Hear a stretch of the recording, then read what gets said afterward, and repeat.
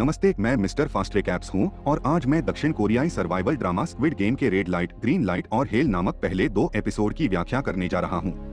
आइए शुरू करें और अपना समय और पैसा बचाएं। सॉन्ग गिहुन एक अधेड़ उम्र का आदमी है जो अपनी माँ के साथ एक छोटे से घर में रहता है। गिहुन कर्ज में डूब रहा है और उसे जुए की लत है, जिससे उनकी आर्थिक स्थिति बहुत खराब हो गई है। एक दिन नाश्ते में माँ उसे कुछ पैसे देती है ताकि उसकी बेटी गयोंग को जन्मदिन का डिनर गिहुन खरीद सके। पूर्व पत्नी की शादी एक धनी व्यक्ति से हुई है और वह उसे अपनी बेटी को अक्सर देखने नहीं देता है, इसलिए गिहुन उसे उसके जन्मदिन पर देखने के लिए उत्साहित है। वह अपनी माँ से उपहार खरीदने के लिए कुछ और पैसे मांगता है। वह कहती है कि वह पहले टूट गई है, लेकिन अंततः उसके जाने के बाद उसे कुछ अतिरिक्त कार्ड सौंप देती है। गिहुन चालाकी से क्रेडिट कार्ड प्राप्त करता है और अपने साथी जुआरी मित्र के साथ अधिक पैसे निकालने जाता है। तो अनहोन घोड़ों पर अपना दाव रखा है, लेकिन के रूप में वे हर दौड़ खो देते हैं, अपनी किस्मत पर नीचे हैं। वे अंत में लगभग सब कुछ खोने के बाद भी अपना पैसा बर्बाद करना बंद नहीं करते हैं। गन अंततः एक अच्छी राशि जीतता है और चांद पर है। वह उस महिला को भी टिप्स देता है जो उसे पैसे देती है और अपनी किस्मत का जश्न मनाने के लिए बाहर जाती है। तभी गुने देखा कि कुछ लोग उसके पास आ रहे हैं। गुस्से में वे उसके कर्जदार हैं, जिन पर उनका काफी पैसा बकाया है। अपनी हाल की कमाई के डर से वह फिर से इमारत के अंदर दौड़ता है और गलती से एक लड़की से टकरा जाता है। कर्जदारों ने अंततः उसे पकड़ लिया और पैसे नहीं लौटाने पर जान से मारने की धमकी दी। एक डरा हुआ गिहुन उन्हें पैसे देने की कोशिश करता है। वह बस जीत गया, केवल अपनी जेब खाली खोजने के लिए। उसे पता चलता है कि जिस लड़की से वह पहले टकराया था वह एक जेबकतरे थी जिसने उसके पैसे चुरा लिए थे। लेकिन कर्जदार इस बात की परवाह नहीं करते और गिहुन मारने लगते हैं। वे एक स्केल पेल का उपयोग करते हैं और इसे अपने नथुने में डालते हैं, उसे अपने जीवन के लिए याचना करना। वे कहते हैं कि वे 1 महीने बाद लौटेंगे और वे चले जाएंगे। अब उस आदमी के पास शून्य पैसा बचा है, इसलिए वह उस लड़की के पास वापस जाता है जिसे उसने पहले इत्तला दी थी और अपने पैसे वापस मांगे। उसके पास अभी भी अपनी बेटी को एक उपहार खरीदने के लिए पर्याप्त नहीं है, इसलिए वह उसे एक पंजा मशीन से जीतने के लिए तैयार है। लेकिन अपनी किस्मत से वह एक खिलौना भी छेद में नहीं डाल सकता। उसके बगल में एक छोटा बच्चा मदद करने की पेशकश करता है और अंत में एक ब्लैक गिफ्ट बॉक्स जीत जाता है। वे छोटी जीत का जश्न मनाते हैं और बच्चे को धन्यवाद देकर चले जाते हैं। उसे शायद उस बच्चे को घोड़े की पटरी पर ले जाना चाहिए था। वह अपनी बेटी को टॉप बॉय स्टॉल पर ले जाता है, दोनों को समाप्त करता है, भोजन का आनंद लेता है। गयोंग अपने पिता के चेहरे पर कट और चोट के निशान देखकर चिंतित है, जिसे गिहुन सिर्फ मच्छर के काटने के लिए कहता है। वह बॉक्स के अंदर क्या है इसकी जांच किए बिना उसे उपहार देता है। गेयोंग को यह देखकर आश्चर्य होता है कि यह एक बंदूक के आकार का हल्का लड़का है और उपहार वापस लेता है और अगले साल उसे बेहतर बनाने का वादा करता है। अंत में वह अलविदा कहकर अपनी बेटी को उसकी माँ और अंगों के पास ले आता है। गिहुन अब एक रेलवे स्टेशन पर है, जहाँ एक अच्छे व्यवहार वाले और अच्छे कपड़े पहने पुरुष उससे संपर्क करते हैं। वह डॉक्टर का खेल खेलने के लिए गिहुन को आमंत्रित करता है। एक खेल देखें जहां उन्हें एक कार्ड को दूसरे कार्ड से मारकर फ्लिप करना चाहिए। आदमी का दावा है कि अगर वह जीतता है तो वह 100-001 में लड़के को देगा, लेकिन अगर वह हार जाता है तो आदमी उसके चेहरे पर थप्पड़ मार देगा। गिहुन कई राउंड हारता है, आदमी द्वारा कई बार थप्पड़ मारा जाता है। उसका गाल बुरी तरह से फटने लगता है, लेकिन वह रुकता नहीं है। अंत में जीत जाता है और उसे वह पैसा मिल जाता है जिसका उससे वादा किया गया था। फिर अच्छे कपड़े पहने हुए आदमी ने उसे एक कार्ड दिया। उसे नंबर पर कॉल करने के लिए कहना अगर वह अपने घर के रास्ते में इस तरह के और गेम खेलना चाहता है। गिहुन एक बूढ़ी औरत से मिलता है जो उसकी दोस्त सांगवू की माँ है। वह अपने बेटे के बारे में दावा करती है कि वह वर्तमान में रात में अमेरिका की व्यावसायिक यात्रा पर है। गिहुन और उसकी माँ रात का खाना खा रहे हैं जब वह उसे बताती है कि उसकी पूर्व पत्नी का परिवार अमेरिका जा रहा है, इसलिए वह फिर से गेयंग नहीं देख पाएगा।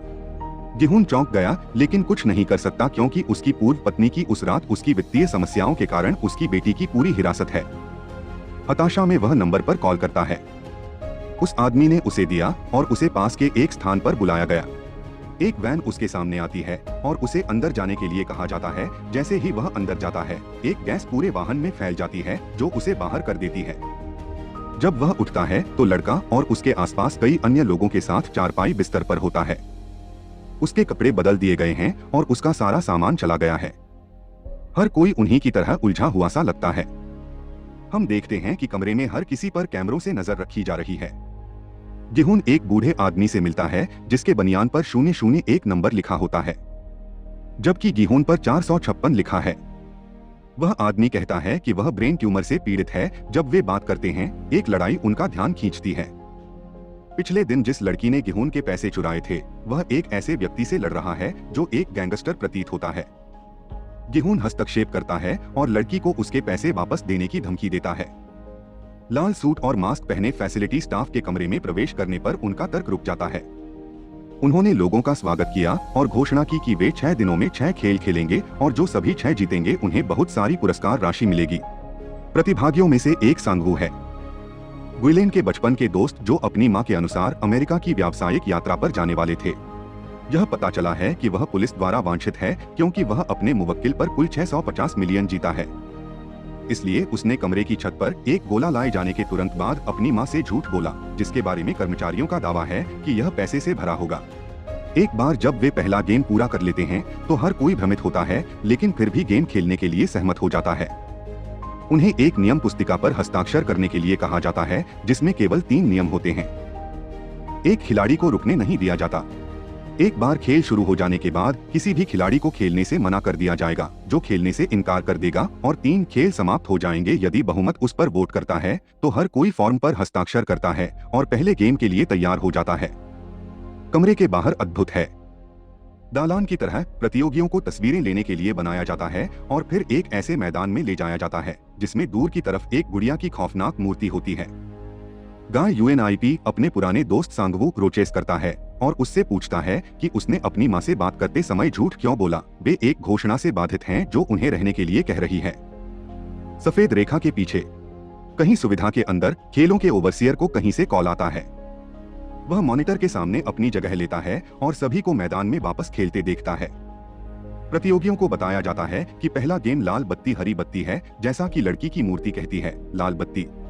उन्हें फ्रीज करना होता है और वे तभी आगे बढ़ पाते हैं जब लड़की पलटकर हरी बत्ती कहती है। यदि कोई चलते हुए पकड़ा जाता है तो मूर्ति को गति का आभास हो जाएगा और व्यक्ति रोशन हो जाएगा। खेल शुरू होता है और कुछ समय के लिए नियमित रूप से चलता है, अर्थात जब तक मूर्ति भावना का पता नहीं लगा लेती और एक व्यक्ति का सफाया नहीं हो जाता, तब तक उसे उसी क्षण गोली मार दी जाती है। दूसरों को समझ में नहीं आता कि क्या हो रहा है, इसलिए वे अगला राउंड खेलते हैं।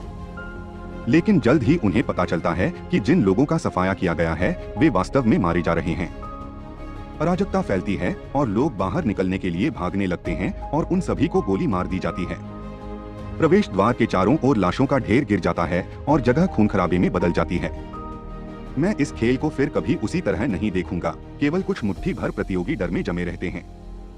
अगले दौर से हर कोई अधिक सावधान रहने लगता है।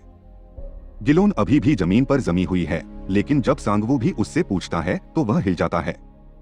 वह लगभग एक बार नीचे गिर जाता है, लेकिन अली नाम के एक आदमी ने उसे बचा लिया।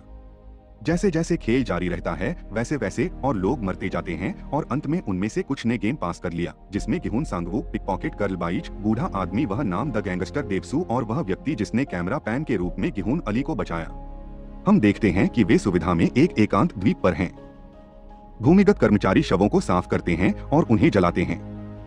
भट्टियों में बचे हुए प्रतियोगियों को वापस कमरे में लाया जाता है और जो कुछ उन्होंने देखा उससे सभी हिल जाते हैं। गिहुन ने अली को पहले उसकी जान बचाने के लिए धन्यवाद दिया। तभी स्टाफ ने कमरे में प्रवेश किया और उन्हें पहला राउंड पूरा करने के लिए बधाई दी। प्रतियोगियों की संख्या 456 से घटकर 201 हो गई है, यानी 255 प्रतियोगी मारे गए। लड़कियों में से एक अपने घुटनों पर गिर जाती है और कर्मचारियों से उन्हें जाने देने के लिए कहती है। कुछ अन्य लोग जुड़ते हैं और जल्द ही ऐसा ही करते हैं। हर कोई उन्हें मुक्त करने के लिए कह रहा है। हालांकि स्टाफ उन्हें खेल का दूसरा नियम याद दिलाता है और खेलने से मना करने पर जान से मारने की धमकी देता है। लेकिन सांगवू तीसरे नियम के साथ ताली बजाते हैं, जिसके अनुसार यदि बहुमत खेल को समाप्त करने के लिए सहमत होता है तो वे करेंगे। स्टाफ स्वीकार करता है, लेकिन वोट देने से पहले उन्हें पुरस्कार राशि दिखाना चाहता है।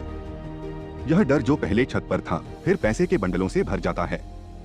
कर्मचारियों का दावा है कि विजेता 45.6 अरब जीते घर ले जाने में सक्षम होगा, लेकिन अगर वे मृत लोगों के परिवारों को खेलना बंद करने का फैसला करते हैं 100 करोड़ मिलेंगे, एक और जीने वालों को कुछ नहीं मिलेगा।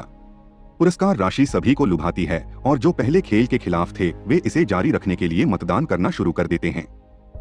जीत का वोट एनोम द्वारा तय किया जाता है, जो अंत में खेलों के खिलाफ वोट करता है। अंत में उन्हें बिना किसी नुकसान के घर जाने की अनुमति दी जाएगी। कर्मचारियों का कहना है कि यदि उनमें से अधिकांश फिर से खेल खेलना चाहते हैं तो उन्हें निम्नलिखित दृश्य में संपर्क किया जाएगा। गिहोन और सैब्योक अपने हाथों की ज्वार के साथ एक वैन से बाहर फेंक दिए जाते हैं। अली और सांगवू के साथ भी ऐसा ही होता है। सब अपने अपने रास्ते चले जाते हैं, हाथ भी जोड़ लेते हैं। ये सब उसके बस के किराए के लिए कुछ पैसे हैं। गिहोन सीधे पुलिस के पास जाता है और उन्हें अपने अपहरण के बारे में बताता है, लेकिन उन्हें यह विश्वास करना मुश्किल होता है कि अपहरणकर्ताओं ने उसे वापस भेज दिया क्योंकि उसने इसके लिए मतदान किया था। जूनहो नाम का एक पुलिस अधिकारी भी स्टेशन पर है। कार्ड गिहोन पकड़े हुए उसका ध्यान आकर्षित करता है और फिर अपने घर वापस जाता है, केवल अपनी मां को लापता पाता है। यह पता चला है कि वह गंभीर रूप से मधुमेह से ग्रस्त है और उसे अत्यधिक दर्द के कारण अस्पताल में भर्ती कराया गया है और वो अपनी मां को देखने के लिए अस्पताल जाता है। पांव घावों से ढका हुआ है। डॉक्टरों का कहना है कि केवल सर्जरी ही उसकी जान बचा सकती है, लेकिन वे इसे वहन नहीं कर सकते। कहीं और हम देखते हैं कि पुलिस अधिकारी जूनहो अपनी मां से अपने भाई जूनहो के भाई के बारे में बात कर रहा है, कुछ दिनों से लापता है, जो उसे अपने भाई के अपार्टमेंट में चिंतित करता है। उसे वही कार्ड मिलता है जो गिहोन पुलिस को दिखा रहा था। इससे पहले वह गिहोन का पालन करने का फैसला करता है और उससे कार्ड के बारे में पूछता है। इसी बीच जेबक्त्रे एबीएसी एक अनाथालय में अपने भाई से मिलने जाती है। यह पता चला है कि लड़की उत्तर कोरियाई पलायनवादी है जिसके माता पिता अभी भी उत्तर कोरिया में फंसी हुई है।